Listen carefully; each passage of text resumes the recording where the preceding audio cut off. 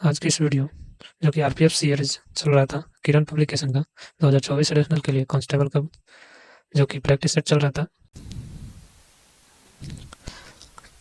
ये set number 20 model practice set paper है जिसमें सामान्य ज्ञान देखेंगे आज के इस वीडियो में। चलिए चलते हैं आज के पहला क्वेश्चन पर जो कि 71 नंबर से स्टार्ट होता है। प्रश्न संख्या 71 से चालू है सामान्य ज्ञान का। ये सामान्य जानकारी।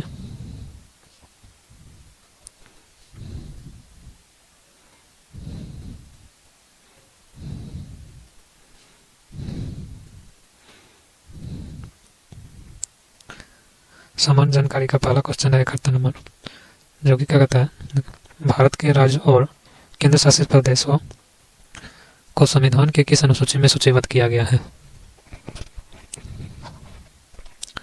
तो इसका ऑप्शन है, 4 ऑप्शन है। अनुसूची 1, प्रथम, दूसरी और तीसरी और चौथी।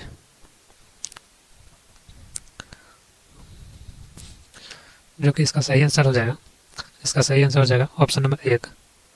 ऑप्शन नंबर 1 सही आंसर हो जाएगा। पहली अनुसूची जो कि वर्तमान में अभी 12 अनुसूची है टोटल संविधान में। चलिए चलते हैं अगला प्रश्न पर। अगला प्रश्न कहता है, 72 नंबर प्रश्न है, निम्नलिखित में से 326 ईसा पूर्व में किस युद्ध में सिकंदर महान ने पौरव के पोरस को हराया था? ऑप्शन है, ऑप्शन इसमें 4 है। प्लासी का युद्ध, सकला, कलिंग या हाइड स्पेस। कौन सा युद्ध में हराया था? तो इसका सही आंसर हो जाएगा ऑप्शन नंबर 4 हो जाएगा। ऑप्शन नंबर 4 हो जाएगा, हाइड स्पेस के युद्ध में हराया था, जो कि वर्तमान में, और यह युद्ध लड़ा गया था हाइड स्पेस नदी जो कि वर्तमान में पंजाब का झेलम नदी है के किनारे यह युद्ध लड़ा गया था। सिकंदर ने पोरस को पराजित किया था और उसकी वीरता को देखते हुए उसे अपना साम्राज्य भी वापस कर दिया था। चलिए अगला प्रश्न देखते हैं। 73 नंबर प्रश्न है, निम्नलिखित में से भारतीय अर्थव्यवस्था के प्राथमिक क्षेत्र के अंतर्गत कौन आता है? ऑप्शन है, चीनी, डेयरी, बैंकिंग, वस्तुओं का परिवहन। तो इसका सही आंसर हो जाएगा ऑप्शन नंबर 2 हो जाएगा सही आंसर। ऑप्शन नंबर 2 हो जाएगा सही आंसर। डेयरी जो है ये दूध उत्पादक से संबंधित है।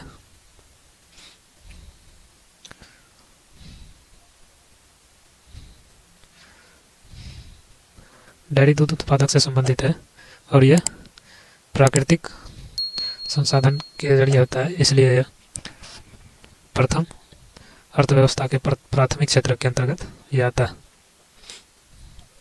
चलिए अगला प्रश्न है, मौसमी बेरोजगारी क्या है? मौसमी बेरोजगारी क्या है? ऑप्शन है, सामान्यतः नागरिक क्षेत्रों में पाई जाने वाली बेरोजगारी, या ऐसी बेरोजगारी जिसमें वर्ष के कुछ महीनों में रोजगार प्राप्त नहीं होता है, या ऐसी बेरोजगारी जिसमें वर्ष में रोजगार प्राप्त होता है। यह ऑप्शन 4 है, इनमें से कोई नहीं। तो इसका सही आंसर हो जाएगा ऑप्शन नंबर इसका भी 2 हो जाएगा। ऑप्शन नंबर 2 हो जाएगा सही आंसर। ऐसी बेरोजगारी जिसमें वर्ष के कुछ महीनों में रोजगार प्राप्त नहीं होता है, जैसे मौसम के आधार पर जो रोजगार रहता है उसमें बेरोजगारी हो जाती है मौसम बदलने पर। चलिए अगला प्रश्न देखते हैं। अगला प्रश्न है, डैश क्षेत्र में वे उद्यम अथवा कार्य स्थान आते हैं जहां रोजगार की अवधि नियुक्त होती है। ऑप्शन है, असंगठित, संगठित, प्रच्छन्न या मौसमी। तो इसका सही आंसर क्या हो जाएगा? सही आंसर हो जाएगा ऑप्शन 2 हो जाएगा सही आंसर। चलिए अगला प्रश्न देखिए, निम्नलिखित में से कौन सा अभिनय दर्पण के लेखक है? ऑप्शन है, अमर सिंह, शत्रु, यास्क या नंदी केशवर। तो इसका सही आंसर हो जाएगा ऑप्शन नंबर 4 हो जाएगा। ऑप्शन नंबर 4 हो जाएगा सही आंसर। नंदी केशवर जो है यही इसका लेखक है। चलिए अगला प्रश्न पर चलते हैं।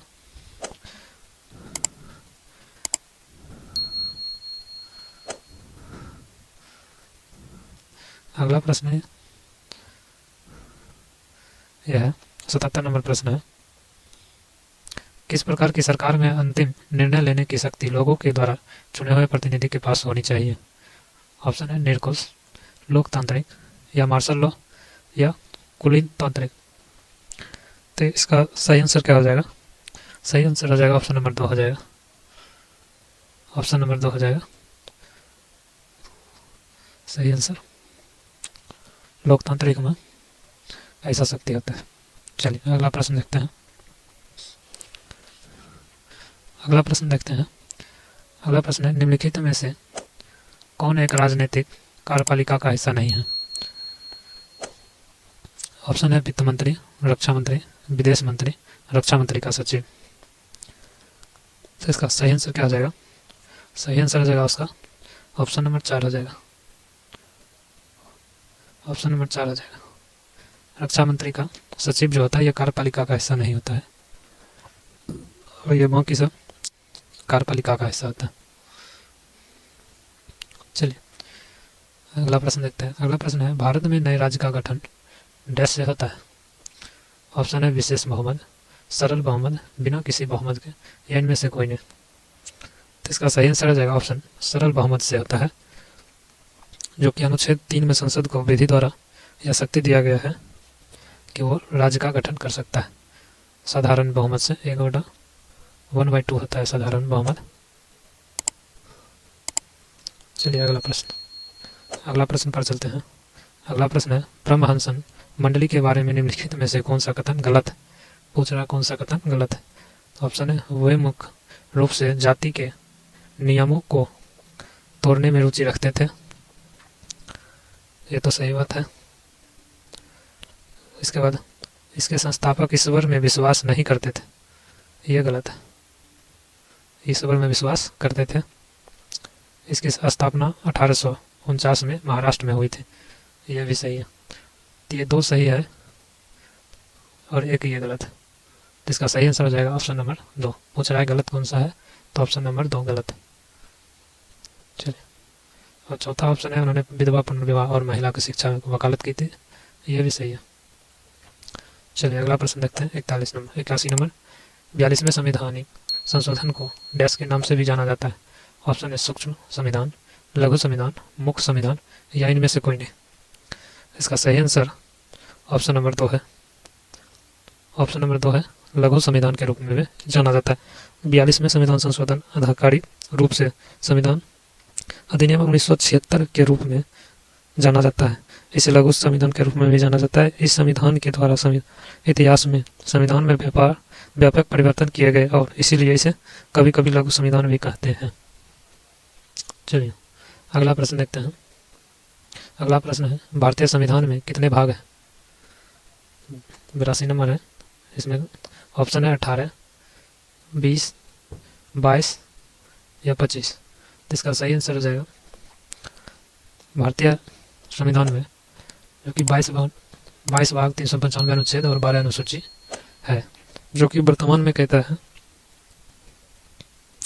वर्तमान में इसका स्वरूप है प्रस्तावना के आधार पर 25 भाग और 448 अनुच्छेद और 12 अनुसूची और 5 परिशिष्ट भी शामिल है। चलिए अगला प्रश्न देखते हैं। अगला प्रश्न है, भारतीय संविधान में मौलिक अधिकार किस भाग में दिए गए हैं? ऑप्शन है भाग 1, भाग 2, या भाग 3, या भाग 4। तो इसका सही आंसर हो जाएगा ऑप्शन नंबर 3 हो जाएगा, भाग 3। भाग 3 और भाग ऑप्शन नंबर 3 ये दोनों सही है, जिसमें अनुच्छेद 12 से 35 तक आता है। चलिए अगला प्रश्न है, महावीर का जन्म कहाँ हुआ था? ऑप्शन है लुम्बिनी, संकीघट्टा, या कुंडीग्राम, या भांडुपुरा। तो इसका सही आंसर हो जाएगा महावीर का जन्म कुंडग्राम में हुआ था। ऑप्शन नंबर 3 लुम्बिनी वन में गौतम बुद्ध का हुआ था।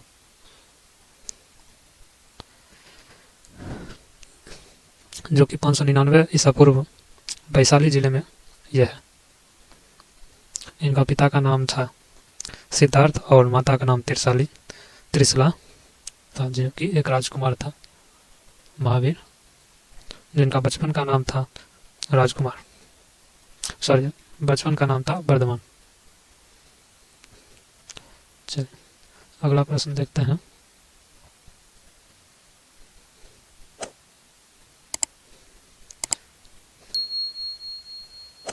अगला प्रश्न है, कुषाण साम्राज्य के संस्थापक कौन थे? ऑप्शन है कनिष्क, बीमा, या कुजुल, या वशिष्ठ। तो इसका सही आंसर हो जाएगा ऑप्शन नंबर 3 हो जाएगा सही, कुजुल कड़फिसेस। ये 3080 ईस्वी में दक्षिणी सीमांत क्षेत्र में इसे पारंपरिक रूप से गंधार के रूप में जाना जाता है। इस क्रमिक रूप से नियंत्रण करके और विद्यमान पर्तियन और सिथियन वंश में परिफूट का लाभ उठाकर 78 ईस्वी में कुषाण वंश की स्थापना की थी। इसका ऑप्शन हो जाएगा ऑप्शन नंबर 3।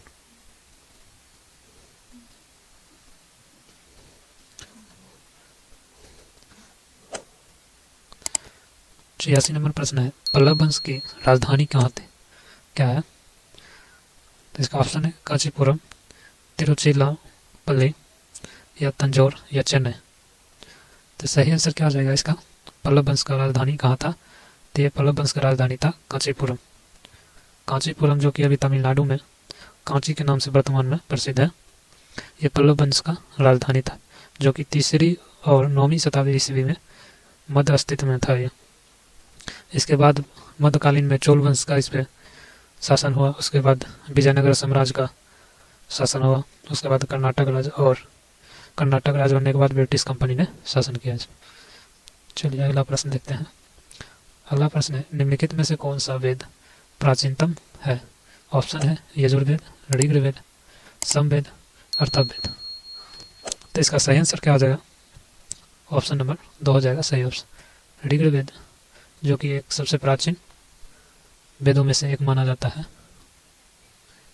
ऋग्वेद माना जाता है कि वैदिक काल के दौरान, प्रारंभिक वैदिक काल के दौरान 1500 से 1200 ईसा पूर्व में हुआ था, और यह 10 पुस्तक मंडलों यानी में व्यवस्थित 1028 भजनों और 10,600 छंदों का एक संग्रह था है। मतलब आज भी इसे बहुत ही महत्व दिया जाता है, और 4 वेद ये होता है, इसमें से ये चारों वेद है, जिसमें सबसे प्राचीन है ऋग्वेद। तो इसका सही आंसर हो जाएगा ऑप्शन नंबर 2। अगला प्रश्न है 88 नंबर, जो कि महात्मा गांधी के साथ द्वितीय गोलमेज परिषद में किसने भाग लिया था? कहता है महात्मा गांधी के साथ द्वितीय गोलमेज में परिषद में किसने साथ? ऑप्शन है डॉक्टर राजेंद्र प्रसाद, सरोजिनी नायडू, जवाहरलाल नेहरू, सुभाष चंद्र बोस। तो इसका सही आंसर क्या हो जाएगा? ऑप्शन नंबर 2 हो जाएगा सरोजिनी नायडू।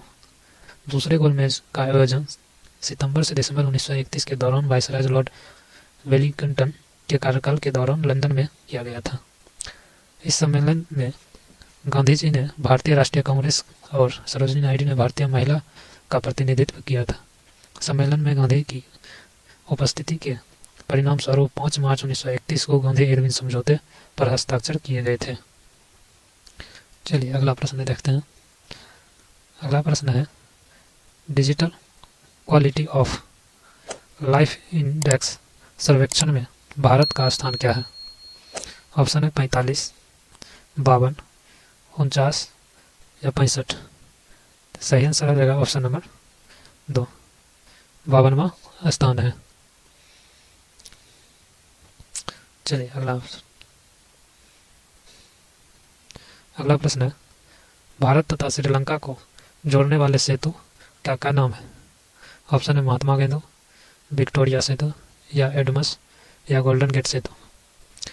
तो इसका सही आंसर आ जाएगा ऑप्शन नंबर 3, एडमस सेतु। एडमस सेतु चूना पत्थर रेतों की एक श्रृंखला है। यह सेतु श्रीलंका के उत्तरी पश्चिम तट से दूर स्थित मन्नार द्वीप और तमिलनाडु भारत के दक्षिणी पूर्वी तट से दूर पंबन द्वीप, जिसे रामेश्वर द्वीप के रूप में भी जाना जाता है, मध्य स्थित है।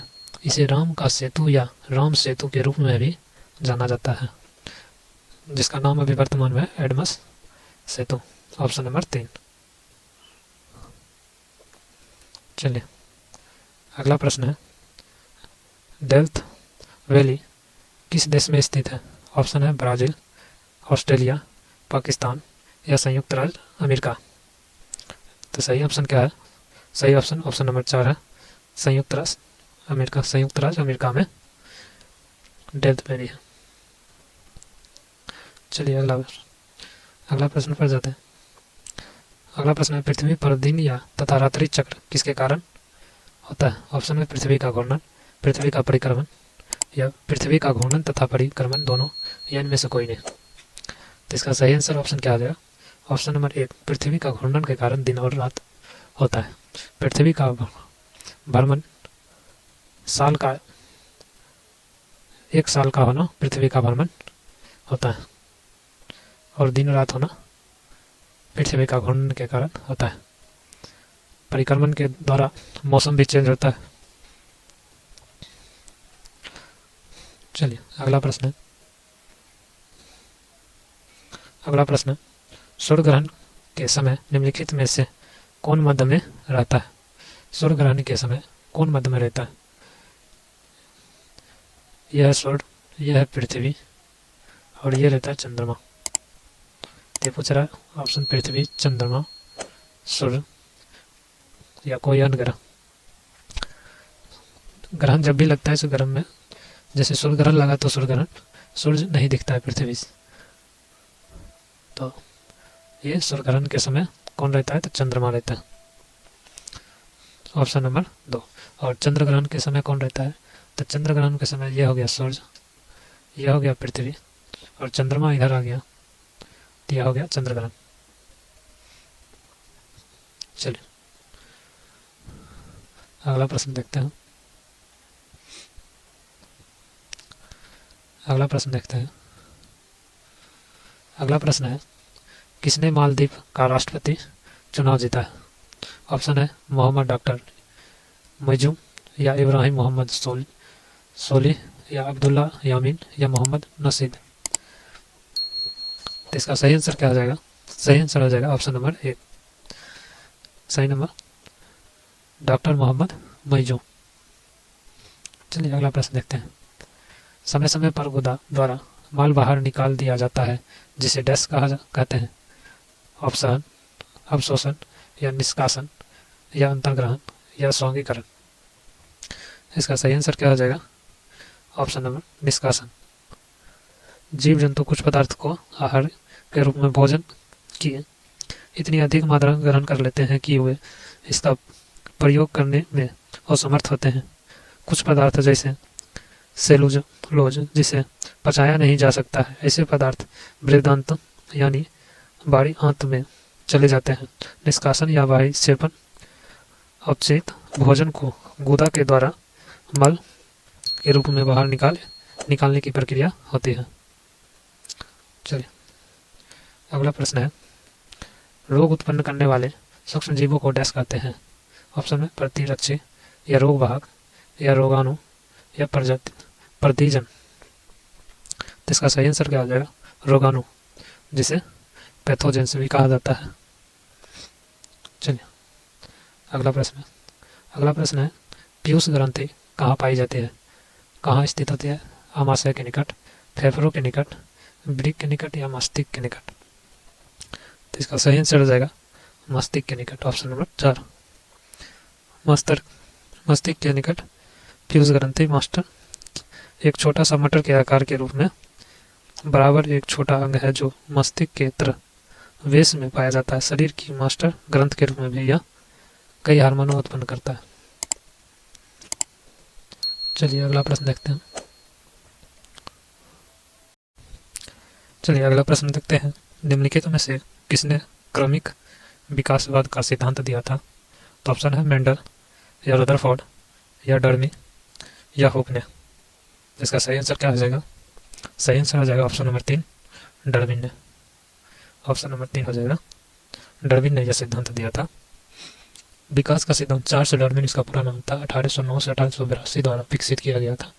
यह सिद्धांत बताता है कि जीवों की सभी प्रजाति सूक्ष्म वंशागति विभिन्न के प्राकृतिक चयन द्वारा उत्पन्न और विकसित होती है। ये वंशागत विभिन्नताएं जीव के पूर्ण होने, उत्तरजीवी होने और प्रजनन करने की क्षमता में वृद्धि करती है। 1859 में डार्विन द्वारा on the origin of species प्रकाशित करने के बाद इस सिद्धांत को वैज्ञानिक स्वीकृति प्राप्त हुई थी। चलिए अगला प्रश्न देखते हैं। अगला प्रश्न 99 नंबर है। निम्नलिखित में से कौन सा एक संयोजी उत्तक नहीं है? पूछ रहा संयोजी उत्तक नहीं है तो वसामय उत्तक यह भी संयोजी उत्तक है। सहंत अस्तित्व यह भी संयोजी है। हृदय मांसपेशी ये एक उत्तक नहीं है, तो इसका सही सब ऑप्शन आ जाएगा ये। और ये एरिज ओलर उत्तक ये भी एक, तो इसका सही आंसर हो जाएगा ऑप्शन नंबर 3 हो जाएगा। सही आंसर ऑप्शन नंबर 3 हो जाएगा। चलिए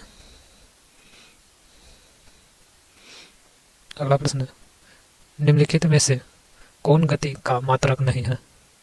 ऑप्शन है मीटर पर सेकेंड, या किलोमीटर पर घंटा, या मीटर स्क्वायर पर घंटा, या सेंटीमीटर पर सेकेंड। तो इसका सही आंसर हो जाएगा ऑप्शन नंबर 3, गति का मात्रक ये नहीं है। मीटर स्क्वायर प्रति घंटा, वर्ग मीटर प्रति घंटा, मीटर स्क्वायर प्रति घंटा शुद्ध गति विस्कासितता की व्युत्पन्न मापी एसआई अंतरराष्ट्रीय प्रणाली की माप इकाई है।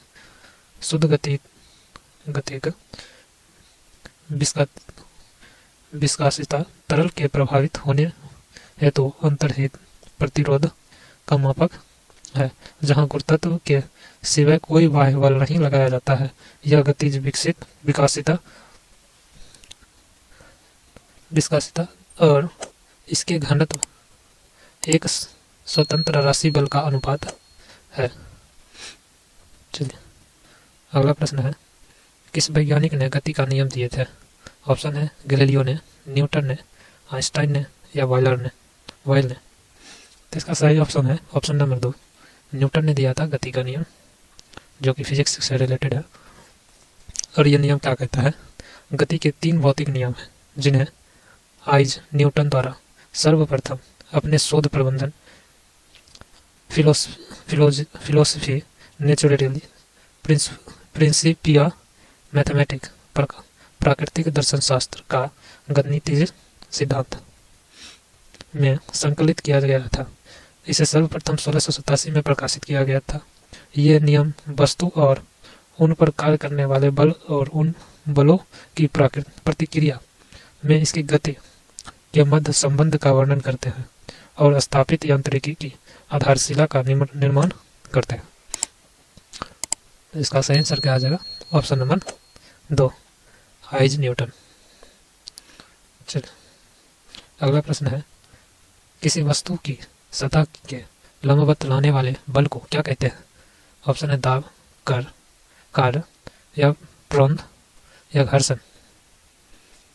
तो इसका सही ऑप्शन क्या आ जाएगा? ऑप्शन नंबर सही हो जाएगा, प्रोंद कहा जाता है।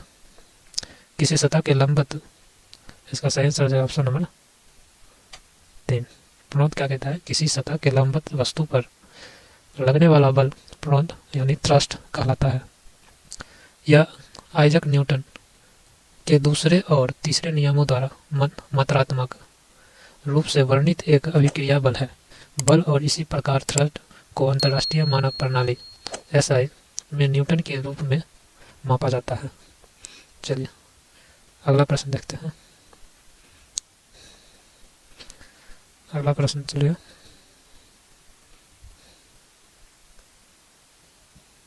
103 नंबर प्रश्न है। इसमें कहता है कि इस राशि का कोई मात्रक नहीं होता है। ऑप्शन है गति, घनत्व, इसके बाद क्या है? घनत्व, सापेक्षिक घनत्व, या त्वरण। तो इसका सही आंसर क्या हो जाएगा? सही आंसर हो जाएगा ऑप्शन नंबर 3, सापेक्षिक घनत्व का कोई मात्रक नहीं होता है। सापेक्षिक घनत्व दी गई संदर्भ सामग्री के घनत्व और पदार्थ के घनत्व इकाई मात्रक के द्रव्यमान का अनुपात है। इस प्रकार यह एक बीमारहित राशि है और इसकी इकाई नहीं होती है, इसकी घनत्व मात्रक इकाई नहीं होती। चलिए अगला प्रश्न क्या कहता है? सफारी एक प्रकार का डैश है। ऑप्शन है ऑपरेटिंग सिस्टम, ब्राउजर, प्रिंटर या इनपुट डिवाइस। तो इसका सही आंसर आ जाएगा ऑप्शन नंबर 2 हो जाएगा। सफारी एक प्रकार का browser, web browser, WebKit engine जिसे सर्च इंजन भी कहा जाता है, जिसे वेबकिट इंजन पर आधारित एप्पल द्वारा विकसित एक वेब ब्राउजर है सफारी। यह एप्पल डिवाइस पर एक डिफ़ॉल्ट ब्राउज़र है। यह एक विंडोज़ वर्जन है जो अब बंद हो गया है। अब यह वर्जन 2007 से 2013 तक उपलब्ध था। चलिए अगला प्रश्न देखते हैं। किसे साहित्य में 2023 का नोबेल पुरस्कार दिया गया है? ऑप्शन है मोगी जी वावेडी या जॉन फॉर्से या लुइस ईव ब्रूस या लॉर्ड एलेक्सी आई एकिमो। तो इसका सही आंसर क्या आ जाएगा? ऑप्शन नंबर सही हो जाएगा 2, जॉन फॉसे। ये नॉर्वे के लेखक जॉन फॉसे, उनके नाटकों और गद्य के लिए साहित्य का नोबेल पुरस्कार 2023 का दिया गया है। इस साल के साहित्य पुरस्कार विजेता जॉन फॉसे ने उपन्यासों को एक ऐसी शैली में लिखा है जिसे फॉसे बिनियामीज के नाम से भी जाना जाता है। इसे उनके दूसरे उपन्यास स्टैग्स गिटार 1985 में देखा जा सकता है। साल 2022 के लिए साहित्य का नोबेल पुरस्कार फ्रेंच लेखिका एनी आर्नो को दिया गया था। एनी का जन्म 1 सितंबर 1940 को हुआ था। वह एक फ्रांसीसी लेखिका और साहित्य की प्रोफेसर है। उनका साहित्य का ज़्यादातर आत्मकथात्मक समाजशास्त्र पर आधारित है। साहित्य में नोबेल पुरस्कार के विजेता जॉन फॉसे एक कवि भी है। चलिए अगला प्रश्न देखते हैं। अगला प्रश्न क्या है? निम्नलिखित में से कौन सा एक गुण धातु नहीं है? ऑप्शन है कठोरता, चमकीला या आघात वर्ण नियत या ऊष्मा की कुचालकता। इसका सही आंसर क्या हो जाएगा? ऑप्शन नंबर 4 हो जाएगा, ऊष्मा का कुचालकता। यह गुण धातु नहीं है। कैसे नहीं? धातु ऊष्मा के सुचालक है। इसका कारण यह है कि पहला कारण क्या है? धातु जाली में घनिष्ठ रूप से बंधे होते हैं और इस प्रकार ऊष्मा एक सिरे से दूसरे सिरे तक अधिक कुशलतापूर्वक हस्तांतरित होती है। दूसरा क्या कहते हैं? मुक्त इलेक्ट्रॉनों की उपलब्धता ऊष्मा के हस्तांतरण को सरल बनाती है और इसे ऊष्मा का एक अच्छा चालक बनाती है। चलिए तो इसका सही आंसर क्या आ जाएगा? ऑप्शन नंबर 4 आ जाएगा सही आंसर। चलिए अगला प्रश्न क्या कहता है? एंटासिड की प्राकृतिक कैसी होती है? ऑप्शन है अम्लीय, क्षारीय या न्यूट्रल या अत्यधिक अम्लीय। तो इसका सही आंसर आ जाएगा ऑप्शन नंबर 2 हो जाएगा सही आंसर। ऑप्शन नंबर 2 हो जाएगा, क्षारीय होता है। एंटासिड औषधियों का एक वर्ग है जो अम्ल को पेट में उदासीन करता है। इसमें संघटक जैसे एल्युमिनियम, कैल्शियम या मैग्नीशियम अंतर्विष्ट होते हैं जो पेट के अम्ल को प्रभावहीन करने और पीएच को कम करने हेतु क्षार के रूप में कार्य करते हैं। ये तुरंत कार्य करते हैं और एसिड रिफ्लक्स, हृदय की जलन, अम्लशूल या अपच के लक्षणों से छुटकारा दिलाने में प्रयुक्त होते हैं। सही आंसर क्या हो जाएगा? एंटासिड क्षारीय एक प्राकृतिक है। चलिए अगला प्रश्न है, परमाणु के नाभिकीय केंद्रक के घटक क्या होता है? ऑप्शन है इलेक्ट्रॉन, प्रोटॉन तथा न्यूट्रॉन दोनों या प्रोटॉन इलेक्ट्रॉन दोनों। तो सही आंसर क्या आ जाएगा इसका? सही आंसर आ जाएगा ऑप्शन नंबर 3, प्रोटॉन और न्यूट्रॉन ये दोनों होते हैं। कैसे होते हैं चलिए जानते हैं। परमाणु केंद्रक परमाणु के केंद्र पर प्रोटॉन और न्यूट्रॉन से बना एक छोटा घना क्षेत्र है। इसकी खोज 1911 में अर्नेस्ट रदरफोर्ड द्वारा की गई थी, जो 1909 के गैगन मार्सडन स्वर्ण परनी प्रशिक्षण पर आधारित था। प्रोटॉन और न्यूट्रॉन केंद्रक का निर्माण करने हेतु परमाणु बल द्वारा एक साथ आबद्ध होते हैं। चलिए, इसका खोज किसने किया था? तो इसका खोज किया था रदरफोर्ड। पूरा नाम क्या था? चलिए, पूरा नाम था अर्नेस्ट रदरफोर्ड, जो कि 1911 में इसको खोज किया गया था। चलिए, अगला प्रश्न क्या है? अगला प्रश्न है, ऋण आयन कैसे बनते हैं? ऋण आयन कैसे बनते हैं? इलेक्ट्रॉन के संयोजन से, या इलेक्ट्रॉन के निष्कासन से, प्रोटॉन के संयोजन से, या प्रोटॉन के निष्कासन से? 4 ऑप्शन है, इसका सही आंसर क्या आ जाएगा? सही आंसर आ जाएगा ऑप्शन नंबर 1 हो जाएगा। इलेक्ट्रॉन के संयोजन से होता है। कैसे होता है? ऋण आयन ऋणात्मक आयन होते हैं, जो तब निर्मित होते हैं जब अधातु परमाणु एक या अधिक इलेक्ट्रॉन प्राप्त करता है। ये इलेक्ट्रॉनों के योग द्वारा निर्मित होते हैं। इसका नाम एनायन इसीलिए पड़ा क्योंकि ये विद्युत क्षेत्र में एनोड पॉजिटिव फील्ड की ओर आकर्षित होते हैं।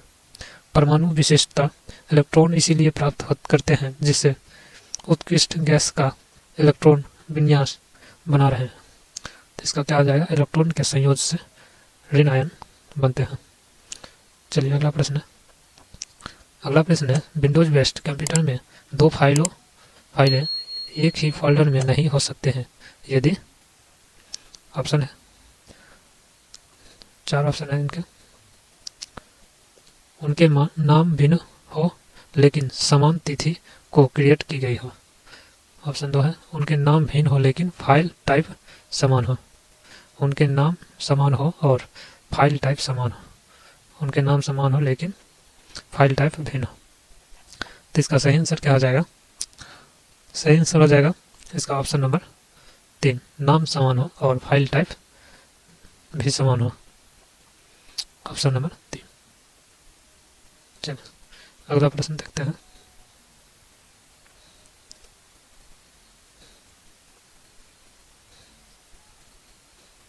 अगला प्रश्न है, 111 प्रश्न है, सही युग्मों को चुनें। इसमें क्या कहता है? सही युग्मों को चुनने कहता है। तृतीयक अमोनियम होता है। तृतीयक अमोनियम हो जाएगा 1, और विलंजक किलर, ये तो होगा। जिसका तृतीयक अमोनियम साबुन उद्योग यौगिक है और विलंजक किलर कागज तथा लुगदी उद्योग है। 1 और 2, इसका ऑप्शन नंबर 4 सही आंसर आ जाएगा। Option number 4। चलिए, अगला प्रश्न है, कौन सा पर्यावरण का एक जैव घटक है? कहता है, कौन सा एक पर्यावरण का जैव घटक है? ऑप्शन है, ऊर्जा, विकिरण, जल, या हरित पौधे। तो सही आंसर क्या आ जाएगा? सही आंसर आ जाएगा ऑप्शन नंबर 4 आ जाएगा, हरित पौधे। जैव घटक संजीव घटक है जो परितंत्र को आकार प्रदान करते हैं। जैव घटक के उदाहरणों में जंतु, पौधे, फफूंदी और जीवाणु इत्यादि को शामिल किया जाता है। और जैव घटक ऐसे निर्जीव घटक है जो परितंत्र को प्रभावित करते हैं। तापमान, वायु धाराएं और खनिज और जैव घटक के उदाहरण है। ये सब हरित पौधे। इसका सही आंसर आ जाएगा हरित पौधा। चलिए, अगला प्रश्न देखते हैं। अगला प्रश्न है, 1929 में भारतीय राष्ट्रीय कांग्रेस ने देश की अध्यक्षता में पूर्ण स्वतंत्रता की मांग की थी। ऑप्शन है, दादा भाई नौरोजी, जवाहरलाल नेहरू, महात्मा गांधी, चित्तरंजन दास। तो इसका सही आंसर हो जाएगा ऑप्शन नंबर 2, जवाहरलाल नेहरू के अध्यक्षता में पूर्ण स्वतंत्रता की मांग की गई थी। भारतीय राष्ट्रीय कांग्रेस ने 19 दिसंबर 1929 को अपने लाहौर अधिवेशन में ऐतिहासिक पूर्ण स्वराज यानी पूर्ण स्वतंत्र का प्रस्ताव पारित किया। रावी नदी के तट पर पंडित जवाहरलाल नेहरू द्वारा भारतीय तिरंगा झंडा फहराया गया, जो कि प्रथम बार उसमें भारत में झंडा फहराया गया था और तब से फहराने लगा। JL नेहरू 3 बार कांग्रेस के अध्यक्ष बने, जिसमें क्रमशः 1929 लाहौर, फैजपुर 1936, हरिपुरा 1937 अधिवेशन की अध्यक्षता किया था। चलिए, अगला प्रश्न देखते हैं। अगला प्रश्न है, ग्लोबल इनोवेशन इंडेक्स 2023 की रैंकिंग में भारत का रैंकिंग क्या है?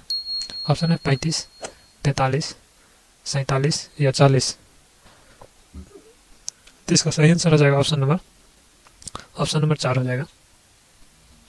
40 रैंक है। चलिए, पिछले वर्षों में भारत 2015 में जो कि 81वें स्थान पर था और अभी 40 स्थान पे है। चलिए,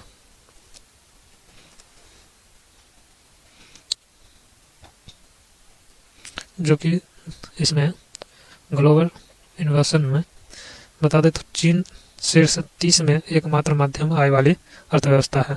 यूनाइटेड किंगडम चौथे स्थान पर है, जबकि सिंगापुर 5वें स्थान पर है। स्विट्जरलैंड लगातार 13वें साल रैंकिंग में शीर्ष पर है। स्वीडन और संयुक्त राज्य अमेरिका क्रमशः दूसरे और तीसरे स्थान पर है। स्विट्जरलैंड सबसे पहले स्थान पर है। चलिए, अगला प्रश्न देखते हैं। अगला प्रश्न है, स्ट्राइक आउट किस खेल से संबंधित है? ऑप्शन है क्रिकेट, स्नूकर या बेसबॉल या टेनिस। ऑप्शन, इसका सही ऑप्शन हो जाएगा ऑप्शन नंबर 3 हो जाएगा। ऑप्शन नंबर 3 हो जाएगा सही, बेसबॉल से संबंधित है। चलिए, अगला प्रश्न देखते हैं। अगला प्रश्न है, कसीदा एक प्रकार की कढ़ाई है जो भारत के किस राज्य में प्रसिद्ध है? ऑप्शन है पंजाब, पश्चिम बंगाल, जम्मू तथा कश्मीर या राजस्थान। तो इसका सही आंसर क्या आ जाएगा? सही आंसर हो जाएगा ऑप्शन नंबर 3। ऑप्शन नंबर 3 हो जाएगा सही आंसर। जम्मू और कश्मीर में यह प्रसिद्ध कश्मीरी कढ़ाई को कसीदा के रूप में भी जाना जाता है। मानकों और धागों जैसे साधनों के प्रयोग से बने कसीदा का प्रयोग फिरौन, ऊनी कुर्तों, नामदा ऊनी कालीन के अतिरिक्त दुपट्टों के लिए किया जाता है। यह कलाकारी मुख्यतः प्राकृतिक से प्रेरित है। पक्षी, कली और फूल, लताएं, चिनार की पत्तियां, आम, कलम और वृक्ष इस कला से सबसे सामान्य विषय है। चलिए, अगला प्रश्न है, सी के नायडू लाइफ टाइम अचीवमेंट पुरस्कार प्राप्त करने वाली सर्वप्रथम महिला क्रिकेटर कौन है? ऑप्शन है मिताली राज या झूलन गोस्वामी या शांता रंगास्वामी या हरमप्रीत कौर। तो इसका सही आंसर क्या हो जाएगा? सही आंसर है ऑप्शन नंबर 3 हो जाएगा सही आंसर। ऑप्शन नंबर 3 हो जाएगा सही आंसर, शांता रंगास्वामी। पूर्व भारतीय महिला क्रिकेटर कप्तान शांता रंगास्वामी को फरवरी 2017 में भारतीय क्रिकेटर कंट्रोल बोर्ड के प्रथम महिला लाइफ टाइम अचीवमेंट अवार्ड सी के Naidu life time achievement award हेतु नामित किया गया था। वह इस सम्मान के लिए चुनी गई थी प्रथम महिला है। चलिए, चलते हैं अगला प्रश्न है, नंदा देवी पर्वत चोटी भारत के किस राज्य में स्थित है? ऑप्शन है उत्तराखंड, अरुणाचल प्रदेश, हिमाचल प्रदेश या सिक्किम। तो इसका सही आंसर हो जाएगा ऑप्शन नंबर 1 हो जाएगा। ऑप्शन नंबर 1 हो जाएगा सही आंसर, उत्तराखंड। गढ़वाल हिमालय का एक भाग है जो कि उत्तराखंड राज्य के पश्चिमी में ऋषि गंगा घाटी और पूर्व में गौरी गंगा घाटी के मध्य में स्थित है। इस पर्वत चोटी, जिसके नाम का अर्थ है परमानंद देने वाली देवी, को उत्तराखंड हिमालय की संरक्षक देवी के रूप में भी जाना जाता है। नंदा देवी भारत की दूसरी सबसे ऊंची पर्वत चोटी है। चलिए, अगला प्रश्न देखते हैं। अगला प्रश्न ये रहा है, खेल से संबंधित प्रश्न। एशियाई खेलों में 2023 में रोहन बोपन्ना और ऋतुजा भोसले ने टेनिस में कौन सा पदक जीता था? ऑप्शन है स्वर्ण या रजत या कोई नहीं। तो इसका सही आंसर क्या हो जाएगा? इसका सही ऑप्शन नंबर हो जाएगा स्वर्ण पदक जीता था। सही आंसर हो जाएगा स्वर्ण पदक। चलिए, अगला प्रश्न देखते हैं। अगला प्रश्न है, अभिनव भारत सोसाइटी ऑफ रिवॉल्यूशन की स्थापना किसके द्वारा की गई थी? ऑप्शन है जवाहरलाल नेहरू, विनियम सावरकर, महात्मा गांधी या भगत सिंह। तो इसका सही आंसर हो जाएगा ऑप्शन नंबर 2, विनायक सावरकर। विनायक दामोदर सावरकर और उसके भाई गणेश दामोदर सावरकर द्वारा 1903 में स्थापित Abhinav Bharat society young India society एक गुप्त संगठन था। इस संगठन ने कुछ ब्रिटिश अधिकारियों की हत्या कर दी थी, जिसके बाद सावरकर भाइयों को दोषी ठहराया गया और कैद कर लिया गया। इस संगठन को 1952 में औपचारिक रूप से भंग कर दिया गया था। चलिए, आज का इस सेशन में 120 प्रश्न, जो कि 50 क्वेश्चन आंसर था, 50 प्रश्न आंसर था सामान्य जानकारी का, जो कि पूरा हो गया। और इस जो सीरीज जो चल रहा था आरपीएफ का कांस्टेबल के लिए बुक का, जिसमें 20 सेट सामान्य जानकारी का 20 सेट का वीडियो सीरीज ये कंप्लीट हो गया। आज का इस वीडियो लास्ट है सामान्य जानकारी का आरपीएफ का। कैसा लगा आप लोग कमेंट करके हमें बताइएगा, और किसी दूसरे टॉपिक पर अगर चाहते हैं तो वो भी बता सकते हैं। आज के लिए धन्यवाद।